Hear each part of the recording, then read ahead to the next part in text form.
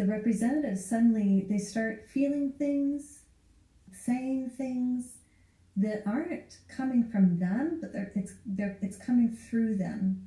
And so it's amazing how accurate complete strangers can sort of, I guess, channel the individual that's being represented. And so it's absolutely wild. Yeah, I mean, it's like complete strangers, like, yeah. One, I think, even said, yeah, that's exactly what my mother-in-law would say, or I don't know what it was, and so as it's unfolding, I, as a facilitator, I'm just seeing what's there. Okay, what's happening? What are the dynamics, the actual dynamics?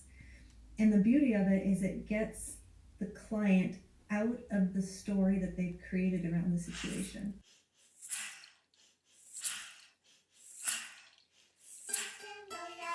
Thank you for coming. Thank you for staying. I'm here to share with you the beautiful transmissions from the walls of my cavernous heart, and to witness the great frequency shift that we are moving into as a collective, and the beautiful deep work that we are doing as we glide into the age of Aquarius. This is the Liminal Frequencies podcast. Let's go. Hello, everybody out there. Thank you for joining me today. Today I wanted to do a special program about the Rewilding to Rewire retreat that I just finished up with Tania in December. It was so incredible. I loved being in a container full of women focusing on our rewilding, focus on our archetypes, and doing this really deep, beautiful work and deep dives together. And so I decided to bring Tania on the show and have kind of a casual chat about what happened during the retreat. And I want to give you a little bit of background about Tania. Tania's incredible. I almost don't want to read this. I want to just express to you what an incredible tapped in human that she is. Just really refreshing, magical, creative. She's an artist, a visionary, an energy healer, first and foremost a teacher, and had such a beautiful container that I was holding with her. And so Tania has worked with spiritual masters and healers in India and the US, immersing herself in teachings on non-duality. Tania had an incredible journey of healing crisis, a Kundalini awakening, and this happened as part of a meditation retreat. And she had this encounter with Christ, this surrendering after, I believe it was years of just aimlessly experiencing this disconnection that was at the root of trauma. But this awakening for her uncovered these gifts of astral travel, clairvoyance, clairaudience, and light language, which is the language of your soul. And I just had so many beautiful workshops with Tania sharing our light language. And we did a workshop on whales, and then we did another workshop on snakes. So tapping into those animal energies is so much fun. And a person to really introduce me and initiate me in family constellation therapies, which is mind-blowing. I'm excited to talk about it on the show with her, our experience. And for this show, I pulled the card, the Mystic. The Mystic is often misunderstood in our culture, depicted as a wandering or lighthearted daydreamer. Yet, like Shiva, the true mystic plays a critical role in society, remaining fearlessly dedicated to the path of transformation. In order to save the earth from darkness, Shiva swallows the poison of the world and holds it in his throat, slowly transmuting the liquid into nectar. This is the work of the mystic. They do not fear darkness, but rather sit in the presence of it, harness the potential and latent energy behind it, and embed it with light. They are patient and prudent changemakers, seeking growth above all else. Unanswerable questions are the mystic's lifeblood. The mystic revels in mystery in the great riddle of life, dancing with the forces of light and dark upon its wings. Like any light worker, the mystic must build a relationship with fire. This begins by awakening the inner flame or tapas within. It may seem that the mystic is inward, facing, yet its light beams back to the world with the strength of 1,000 stars. Wow. I love this for Tania and our journey in rewilding, and I'm so excited to have you come along on this journey and get a little bit more in touch with what rewilding might mean, what rewilding might mean to you, and how we can all walk this path together in our own revelations. So get cozy, put on your favorite ears and tail, and let's get ready to rewild. Hello, I'm here with Tania today. Thank you for joining us on the show. Thanks for having me, Jillian. Yeah, so Tania and I just finished a retreat, rewiring to rewild the divine feminine, a celebration, a ceremony, and a sisterhood that we had been working on, and it's very exciting. Yeah, I'm excited to talk about this idea of rewilding. It's multi-layered, multi-dimensional. It's a big topic. Yeah, and right before the call, we were talking about how a lot of us are domesticated. A lot of us, and what I've seen, and one of the inspirations for the retreat was our tendency towards conditioning and people-pleasing, to moving away from the essence of ourself and our authenticity. Yeah. Yeah, and and this domestication, it's been going on for generations, all of us come, every single, at some point in time, in whatever country your ancestors were in, there has been domestication, which to me is just really means power over, right? Of taking away someone's power and making them more palatable, controllable, manageable, right? Yeah. And it's in all of our lineages. It's not just Western colonization. I mean, it happened in indigenous tribes of, one tribe taking over another or whatever. It's like, I think I know in my family culture and looking at the women that I come from, domestication, I look to my grandmothers and I'm just like, wow, I know their stories and it's heartbreaking, and I think that we tend to think that in this day and age, that we had the women's lib that happened in the 60s and 70s, we thought, arriving up into this point that, you and I and our generation is like, oh, we're liberated. And it's like, no, like it's so deep, and the patterns can still show up. And for me in my own life, it really hit home. And I'll just tell a quick story and then I'll hand it over to you, Jillian. But I had this experience with my mom that was really profound, and it was the day that her father had died, and she was pretty distraught. She was a daddy's girl. She had two other brothers, that one older, one younger. And anyway, he was such a big part of her life. And when his will came out, she was left with nothing. because she was a woman and the brothers got everything. And I was like, oh my God. And the irony is that she financially took care of him in his later years. Like, she's the one that paid for his care, for, you know, the nursing home or whatever, you know. And Wow. it's like, wow, that was just a generation ago, that still as women we were told that you can't do this or you can't do that, you can't be this and you can't be that. And so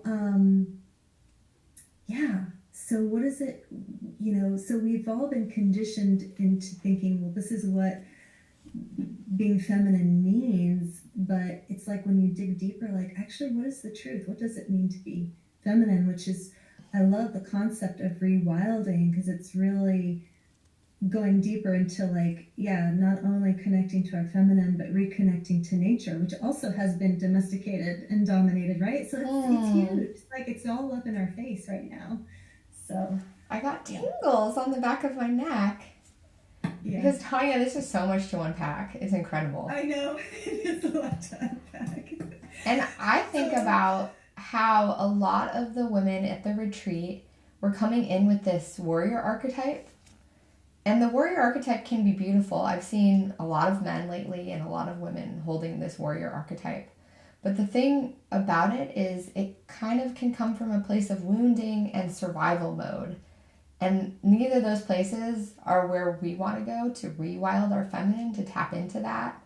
And I see the wild feminine archetype as a woman who, yes, she has her sword or her bow and arrow, but she's using that to carve furs and to stoke the fire. And she's living in a place that is so safe and so sacred because she's being held by nature. And she's communing with the ancestors and the mother and the father, and how we have gotten so far in the other direction of feminism that we feel like we need to fight the structures and patriarchy. It's gotten such a buzzword lately, and it's gotten such a negative rap. But at the same time, there's nothing really that wrong with having structure around care of the masculine and care of the feminine too, and they hopefully would be balanced in a perfect ideal world, right? Yeah, definitely. I'd have to agree with that. Yeah, and it's, you know, the warrior archetype, it gets exhausting after a while, you know, having to be strong all the time. You know, it was like, you know, one of the attendees was like, she had been through some difficult stuff in her life. And yeah, she was strong. Yeah, she was brave. Yes, she showed up for the challenges. She got through it. But what comes after is like this kind of exhaustion of like, really, I just want to be held. I want to be able to trust that I can relax, like you're saying, to trust that I'm safe in my own skin, and to trust to receive what you need from others. Mm-hmm. Yeah. And so it was you know, we packed a lot into just a couple of days, really, and we moved through people moved through some really big things in their life, big themes, let's say, you know, and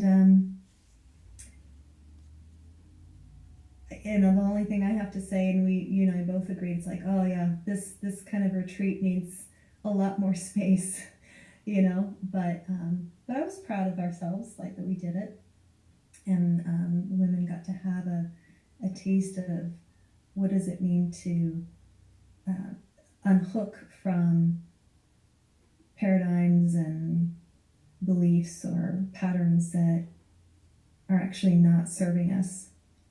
Yeah, and let's talk about it. Let's talk about where we went in that retreat.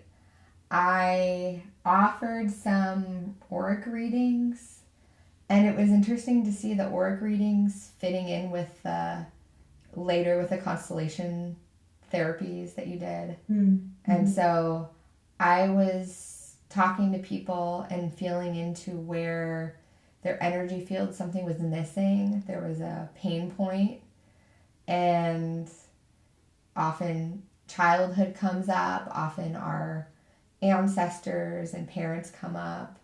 One of them, there was a loved one that came through, and the loved one, just their message was just stay weird, was just to be authentic and true to yourself, because as we discussed with the rewilding, we can stuff ourselves into this paradigm and try and be the good mother, the good wife, all of the roles that we fill, and we don't honor our true authenticity. So yeah, we got kind of warmed up with that. We utilized some oracle cards and created a circle around people bringing that in their intention, which I think was really nice because some people don't really know what their intentions are, or they are not quite sure what they're working on, and those were some really powerful images to bring in. And then we just kind of discussed rewilding and how it's fit into our lives. And then we read one of the stories, which was I read the story, which was the skeleton woman from Women Who Run with Wolves. And it was part of this sound journey where people could experience this woman coming from I think it was a lake.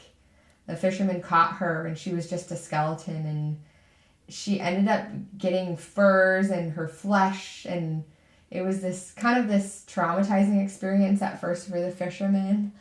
But literally, we have a woman in the underworld, in the depths of the ocean, and we're helping her.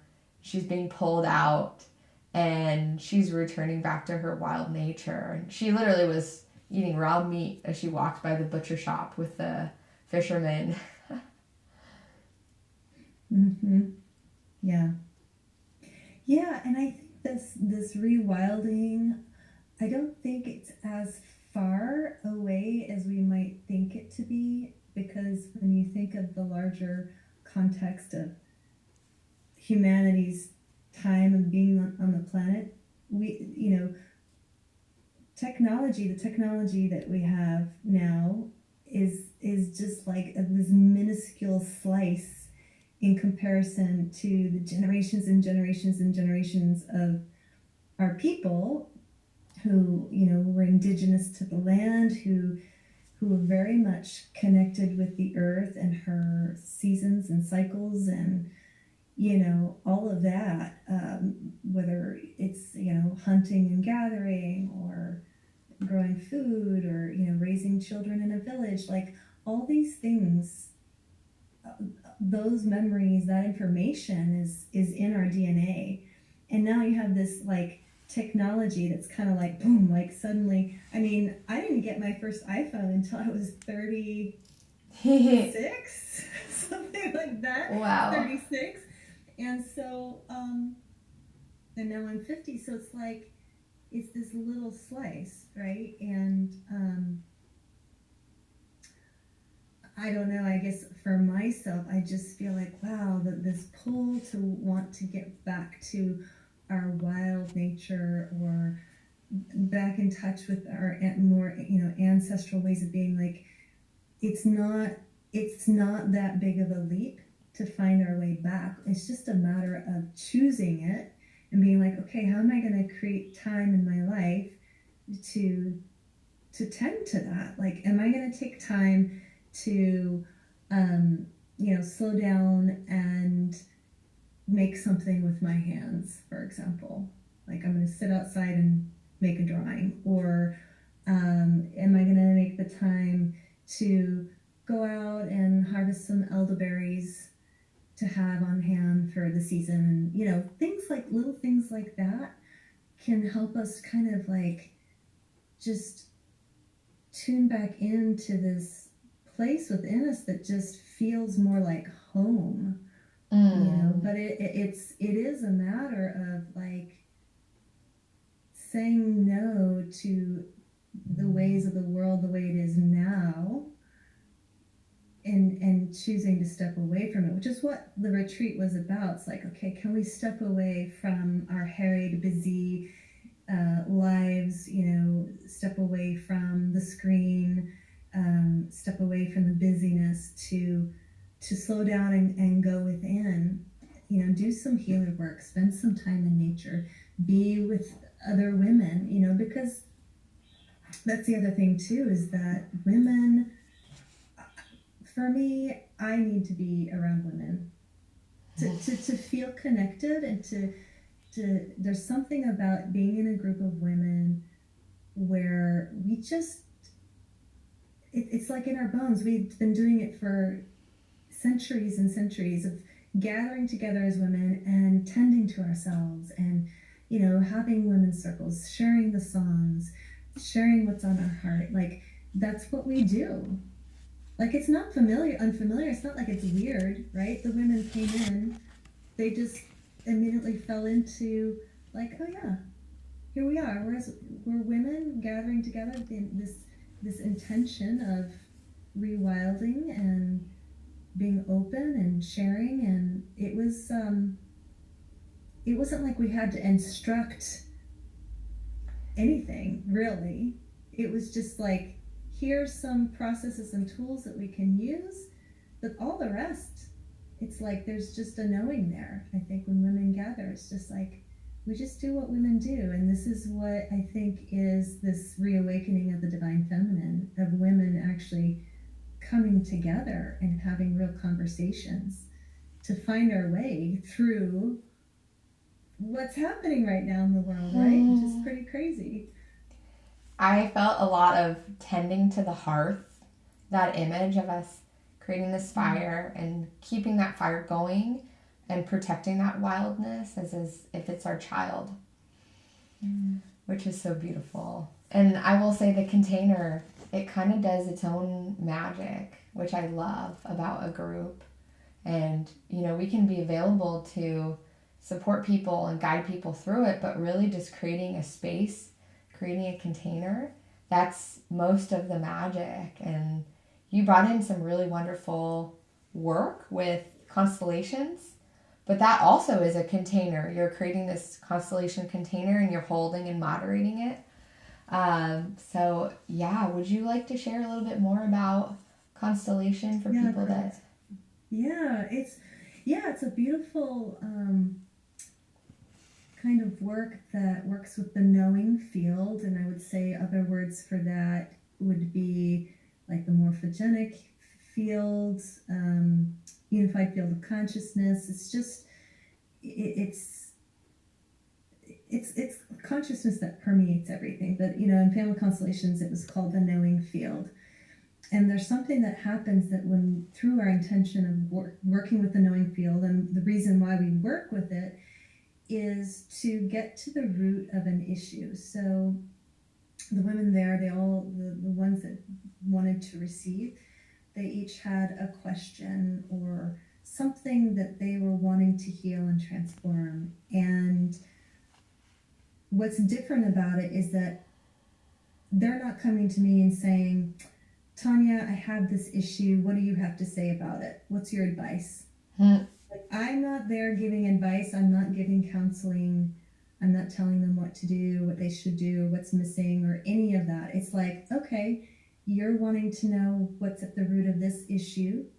So let's then bring in people to represent those different things. So I'll just give an example of one. She wanted to heal the issue, the distance between herself and her son. Like, there was some kind of discord or disconnect.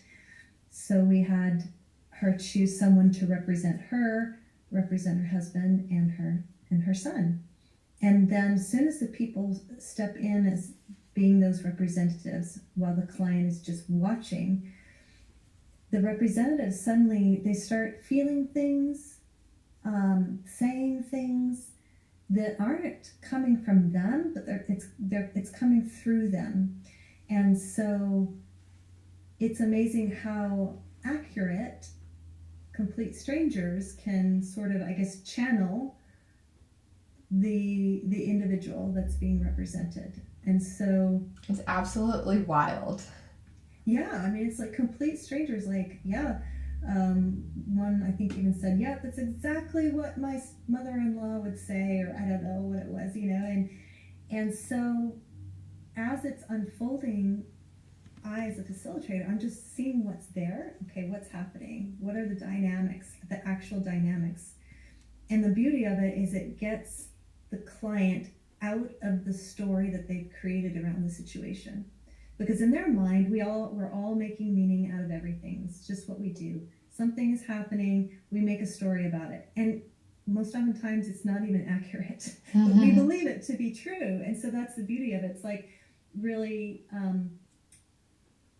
discovering actually what the truth is, and the client stepping out of their own interpretation and story around the issue, and allowing them to see what's really going on. And so when you actually see what actually is going on, so an example of the estranged, not the estranged, but the son and the mother not connecting, and the father, there was a lot of grief in the father, because there was, his mother died when he was young, and there was just this desire for the son to want to know more about his grandmother, which nobody was really talking about.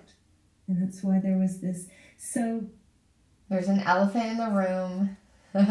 There was an elephant in the room that the client didn't even know was actually a contributing factor to this distance. And so it was yeah, interesting. Some clients, they just receive what is there. Healing sentences are spoken. Like, I'll suggest, like, try saying this to, the mother. Try saying, we try out different healing sentences to see if we can get the constellation to shift, for there to be some kind of healing movement, something so that it feels like there's some kind of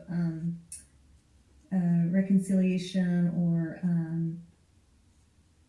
just this moment of like coherence, of like, oh yeah, this actually I feel at peace now, and so, and then it's, really, so there's transformation that's happening for the client as they're watching.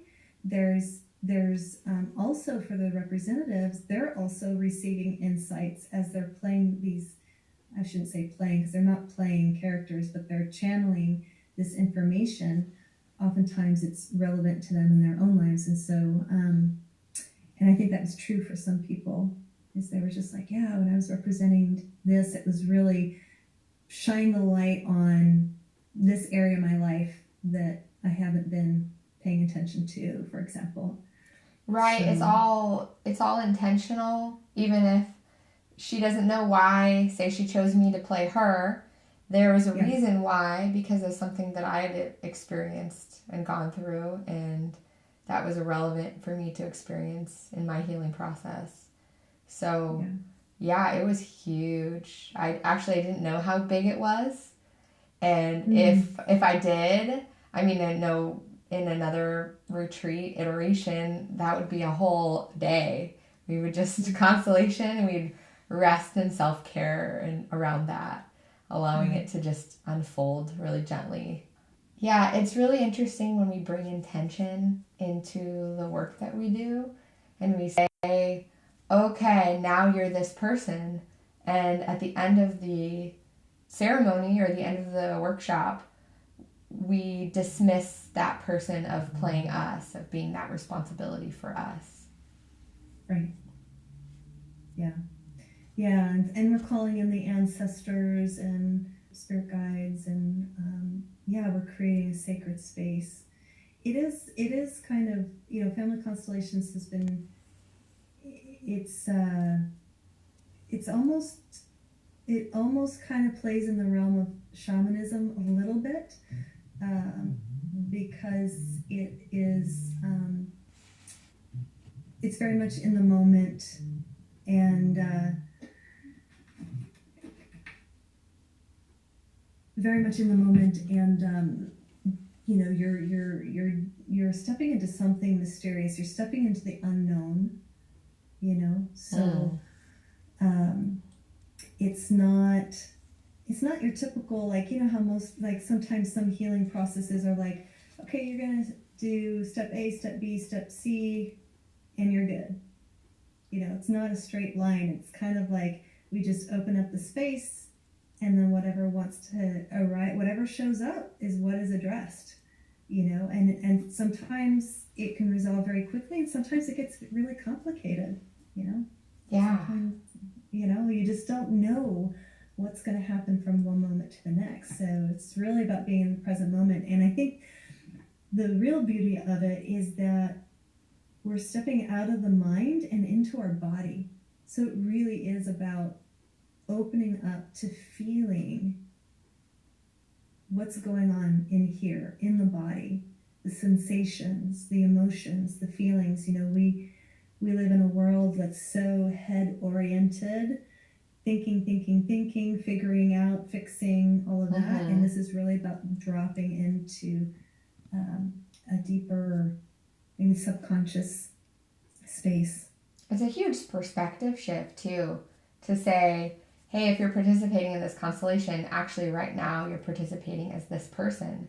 And just the act of putting them, so you ask the person to put this person that's playing them or their family members into part of the room and facing the direction that feels authentic for them.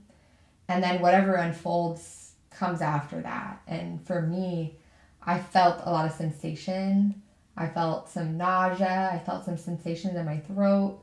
Felt like things needed to come through. And I didn't always exactly know what it was, which was an interesting exercise for me to feel the emotions and then try and translate, what does this mean? Or sometimes I had specific words come through or specific moments where I knew I had to say something. It felt important for me to say the thing. But there's people that were like, I don't know, I'm not intuitive. Not that anybody is actually not intuitive, but they had uncertainty, and then they walked into the constellation. They started receiving things that they had no idea that they were going to receive. Yeah, it's deep and it's powerful, and shifts can happen immediately. It's like one of the attendees emailed us and said, wow, like the one about her son and the grandmother who died young. She had said, I can't remember, but somehow that grandmother came up in conversation, like the first time in years. That weekend was the anniversary of her either death or birth. Yeah, that specific I think it was her day. Birthday. Yeah, something like that. It's like, and that's how it shows up, and that's been my experience too. It's like I remember I received a constellation of the focus was me and my brother, because we hadn't spoken in 6 years, and literally the next day he showed up in my field, like on a phone call with my mom, and I was hearing his voice. It was like, and I hadn't heard his voice in years, and it was like literally the day after I received the constellation. I was like, okay, there's been a shift, there's a sign here. Like, it's a quantum shift when we set the intention to work with parts of ourselves or even our ancestors that can come through.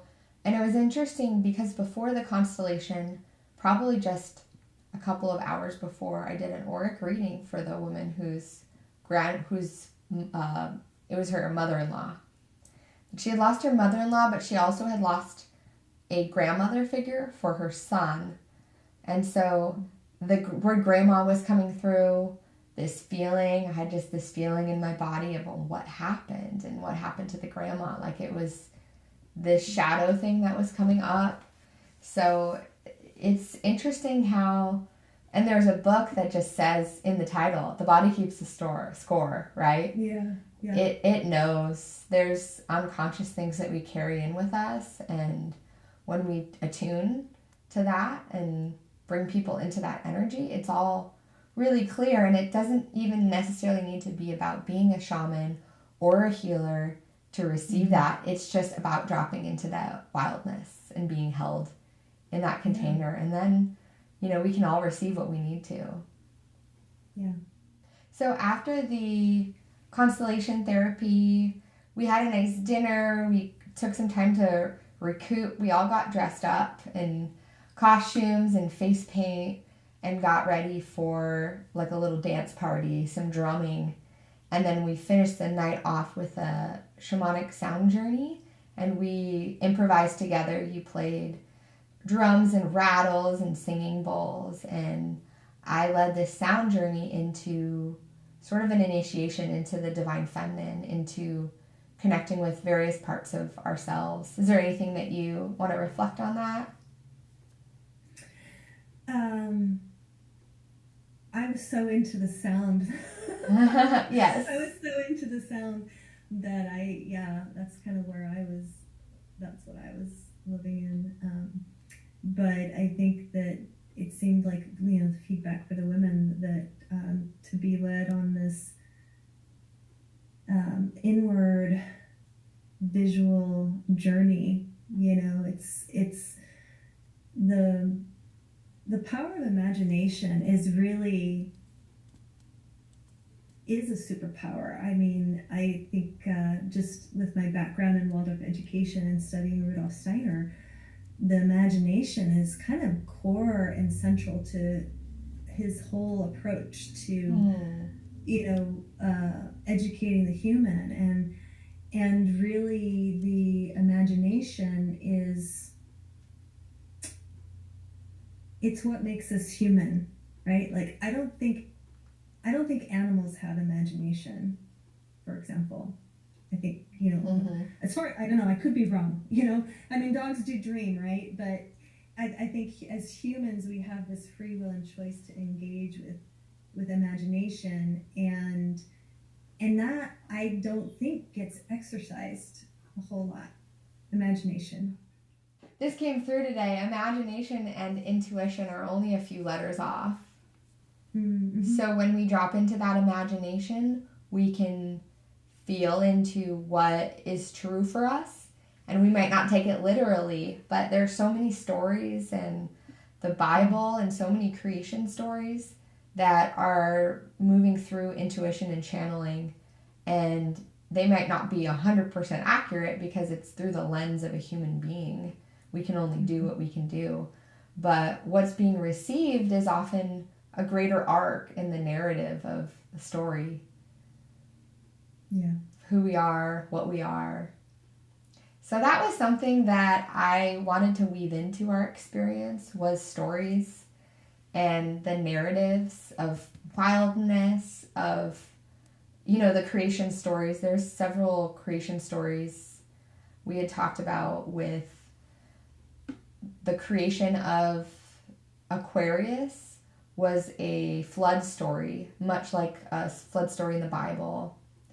And it was Pandora's daughter, Pyrrha, in Deucalion, the male was, both of them were on this mountaintop after the flood, and they took the bones of Gaia and threw them over their shoulder, and the man, he created men that way. The woman created women that way.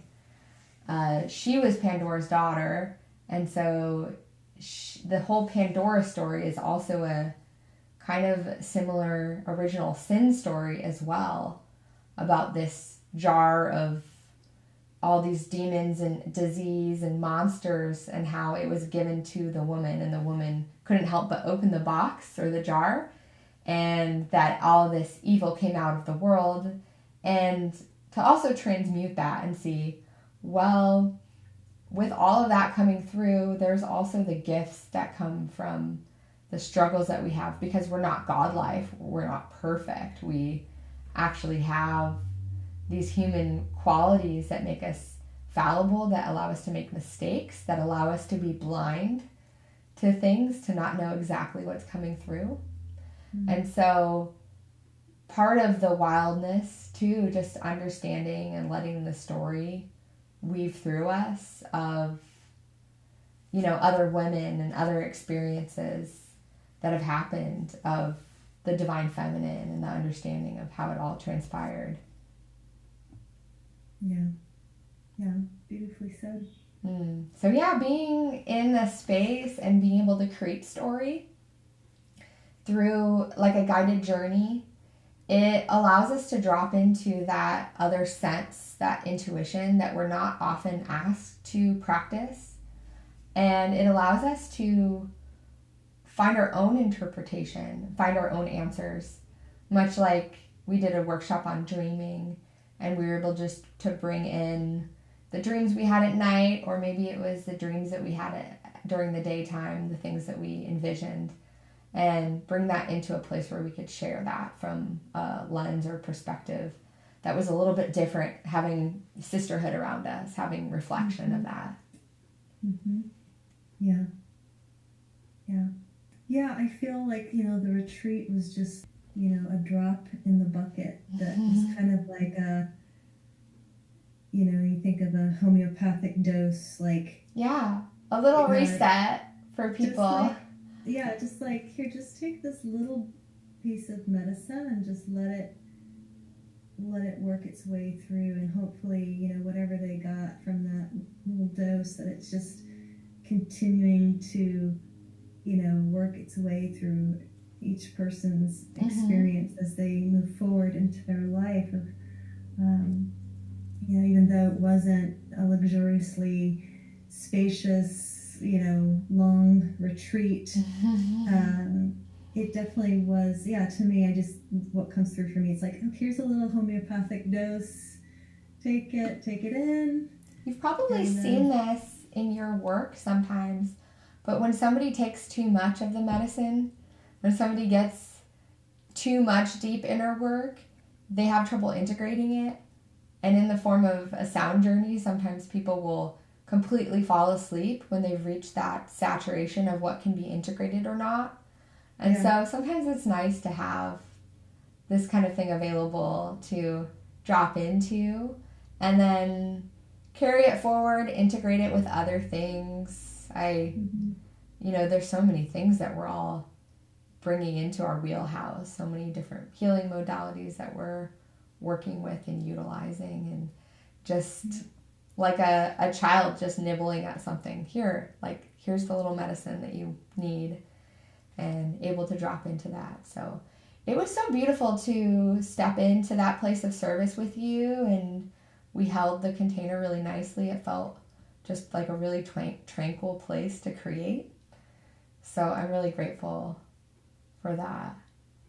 Yeah, I'm definitely grateful for the experience. It was my first retreat, or, you know, hosting it anyway. And so yeah, it was, I definitely learned a lot from it. And it was really, I thought the whole thing was really graceful in its unfolding. So yeah, thank you for saying yes and being open to collaborating. Yeah, and I just have one more question that I usually ask on my shows. I know this is kind of a non-traditional chat, but since we were talking about wildness, and we're talking about this wildness as part of my podcast is the liminal frequencies, the little whispers and things that we drop into to help us move back into alignment with our true self, into our intuition, the things that we listen to that we might not hear on a regular basis. And so the question is, how can people tap into those frequencies?